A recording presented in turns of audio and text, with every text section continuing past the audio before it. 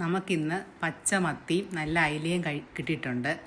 യൂട്യൂബിൽ നല്ല ട്രെൻഡായി പോയിക്കൊണ്ടിരുന്ന ഒരു ഫിഷ് ഫ്രൈ ആണ് നമ്മളിന്ന് ഉണ്ടാക്കാൻ പോകുന്നത്. മത്തി വെച്ചാണ് ആ ഫിഷ് ഫ്രൈ ഉണ്ടാക്കുന്നത്.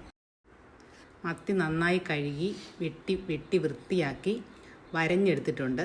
നമുക്കിനി ഇതിലുള്ള പരിപാടിയിലേക്ക് തുടങ്ങാം.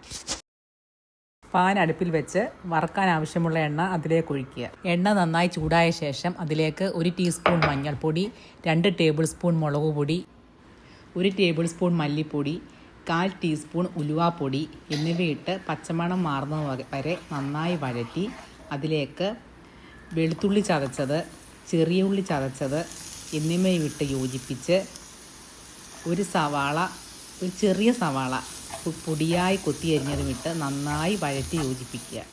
ക്രഷ്ഡ് ചില്ലി കയ്യിലുണ്ടെങ്കിൽ അത് 1 ടീസ്പൂൺ ചേർക്കുക. കൂടെ ഉപ്പുമിട്ട് നന്നായി യോജിപ്പിച്ച ശേഷം അതിലേക്ക് പുളി പിഴിഞ്ഞു വെച്ച വെള്ളവും ചേർത്ത് നന്നായി ഇളക്കി തിളച്ച വെള്ളവും ചേർക്കുക.